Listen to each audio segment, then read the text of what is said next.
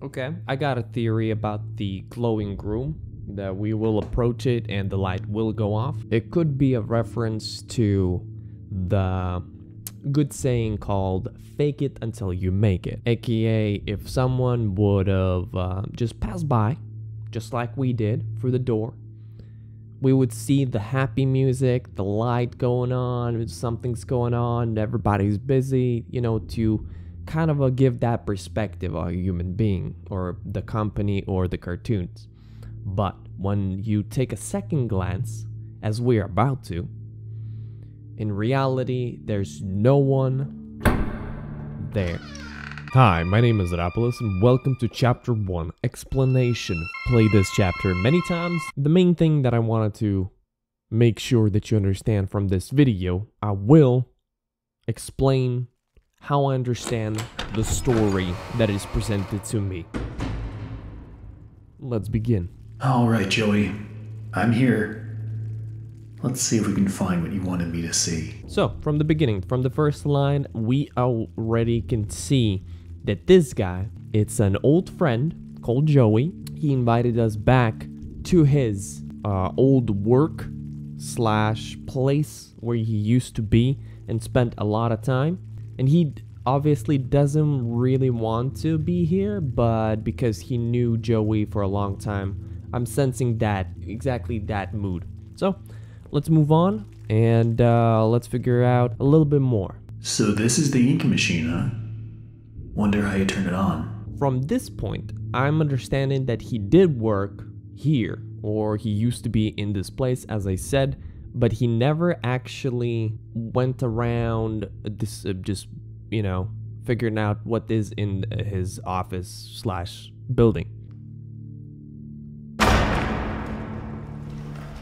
From this spooky fall, it means that this place has been abandoned or been a really long time since someone used the nail. Alright, how do I get this to work? From this comment, you can obviously tell, as I said, he's not into the electronics. Let's go with it. So this jump scare is actually one of my favorites because I did spook when the first time I saw it, and still it gives me kind of a creepy, every single time I go through a door I kind of expect this to pop out. Maybe we did something to Joey, so Joey's trying to get the revenge or prank us. Maybe film a YouTube video, pranked my friend by giving me him a heart attack. Pretty good title. Then we got this guy. Oh my god. Joey, what were you doing? So now we understand that Joey broke the line. A normal human being would now go home, but we're not. We're here for the friend. So this could be, maybe I'm pulling a little bit too far, but you can tell me in the comments. So this could be a symbolism reference to basically pushing the content, the creation, the songs, the cartoons to a limit where you basically pull the heart, or aka the main idea, out of it, but it's still pushing it without the heart. So basically what I'm seeing here is you took all of the fun from the creation that you all started with at the very beginning. At this point, I don't get what Joey's plan is for this company. The animations sure aren't being finished on time anymore, and I certainly don't see why we need this machine. It's noisy, it's messy, and who needs that much ink anyway? Also, get this. Joey had each one of us donate something from our workstation. We put them on these little pedestals in the break room to help appease the gods, Joey says. Keep things going. I think he's lost his mind. But hey, he writes the checks. But I tell you what, if one more of these pipes burst, I'm out of here.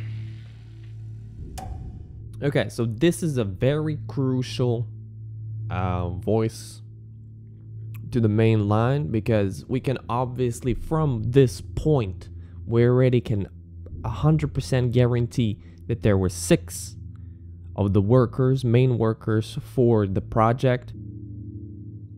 So this room next to the movie projector, or the projector in general, this room could mean a new theory, I just saw the 5 stools. So I'm thinking there's not 7, but 6. Joey would run the projector to inform the other 5. Okay, so I am sticking with my final answer would be 6. Joey is being one of them. So now, interesting question for you.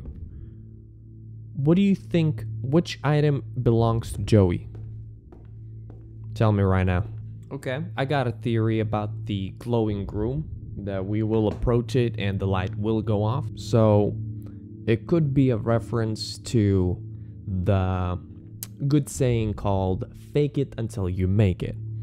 AKA, if someone would have just passed by, just like we did through the door, we would see the happy music, the light going on, something's going on, everybody's busy, you know, to kind of give that perspective of a human being or the company or the cartoons.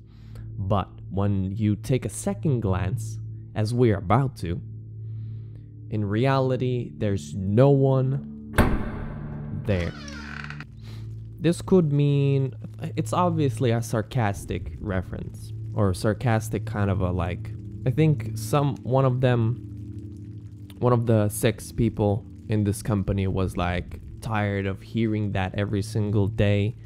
So he wrote that as dreams come true, they said, and kind of like a joke. So this is one of my favorite ones that we get a lot of information from this spot.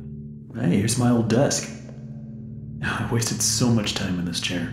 From what we just heard, he is one of the, let's call it painters, although I know there's a specific word for this. So we know that he used to be here. He is reminiscing on the back in the day feeling, where he spent so much time. He said wasteful. So he put in hours upon hours of time into this.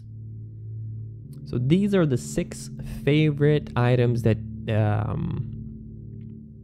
the people that worked here actually had to give. Oh, okay.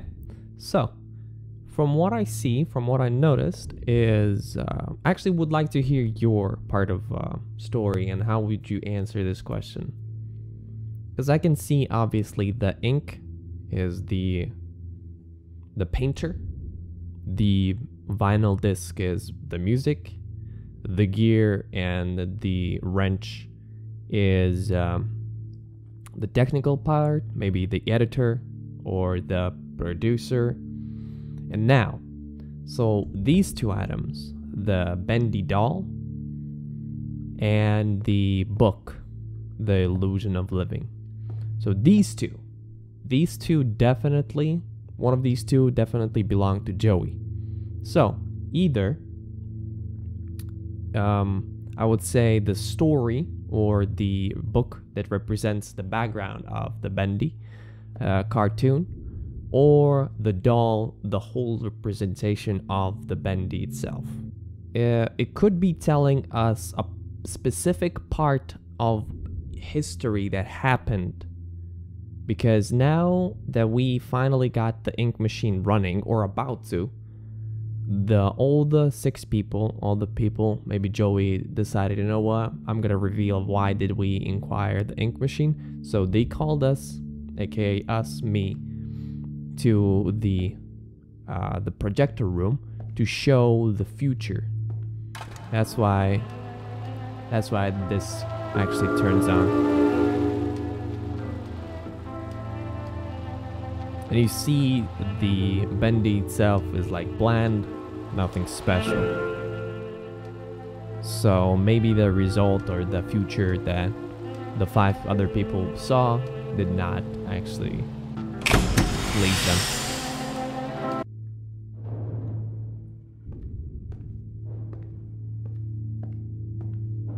So the sound might represent that it is still like old, but I'm imagining that the game wants us to believe that there's still someone here, and he just made the sound so you should be aware of someone's presence. So, this could mean a lot of things, because some of you know what's about to happen, but I'm gonna try to give you a perspective of whatever. The person, us, is about to click on ready and turn on the main power, and the whole shebang goes on. But the initial thought behind this process, that you need to go back here and turn it off manually, it's like signing a contract saying that I agree to this ink machine, taking all that heart that we put in and given to that manufacture faster, better kind of thing. So by pulling this trigger, or by pulling this lever, we kind of like sign the contract that we agree on it.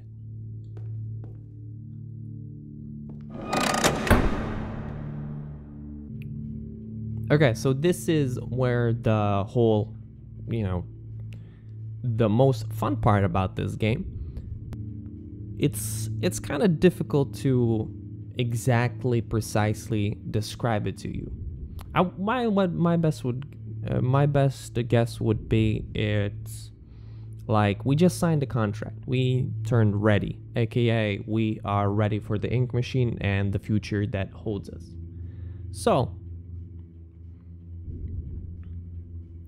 by doing that, we already sealed the deal, as this door is sealed. And by approaching this door, we kind of, there's many possibilities here. So how to interpret this? So one of the ways would be, we kind of want to go back on that deal and turn, or to turn it off, one of the deals. Second, and I think this is it, is once we turn this on and we wanted to change something about it, we're not able to, because there is a block in the road, and that is the contract, the ink machine. And if we wanted to turn it off, the contract, the whatever you want to call it, the machine that runs now, the company, or the cartoon, or the heart behind this, we would be faced with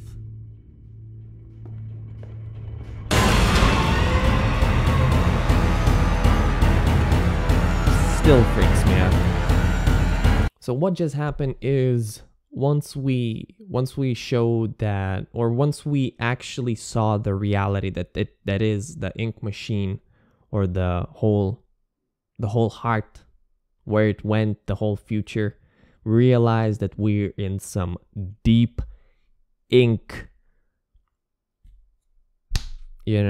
so we're kind of now, the run back to the exit is kind of us trying to, like, oh no, I saw the true face, I'm trying to get out, but we already kind of signed the deal. So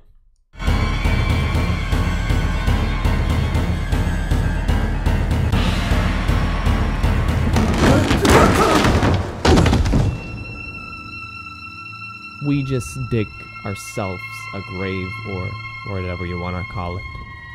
So this door is actually really important, because we were going downhill. We're already like falling through the ground. The game already wants us to be at that level. But as we are going downstairs, we kind of get that music, get that feeling that we're still going down. Although we just fell through the ground, we're still like, the game wants us to feel. And then the game wants to shift the feeling that we had and gives us a door. Because then from your kind of emotions where you're like, oh my God, I'm still going down, this is the feeling that we have. And then it kind of snaps us out by giving us a door, giving us a question, what's behind it? What's next? Giving us that question, like, So by going here, we're starting to look. It gives us an axe. This is a new kind of a like, what are we about This to do? will definitely come in handy. So although we fell down so many stairs and we decided to finally choose our life's destiny, or whatever you want to call it, make the best out of the worst, we grab the axe and start getting to work. And these planks, or wood planks, wood logs, nah, wood planks, planks being the daily struggles, or the daily things you have to chop down with your axe that you crafted or you found. So after the daily struggles, we finally go to another door. Caskets. So we have 3 caskets and three stools. So 3 of them died, or were fired, or killed, or lost it, or didn't want to have any kind of correlation with the current situation. 3, although I would imagine that this would be Joey, and these 2 would be one of us. So we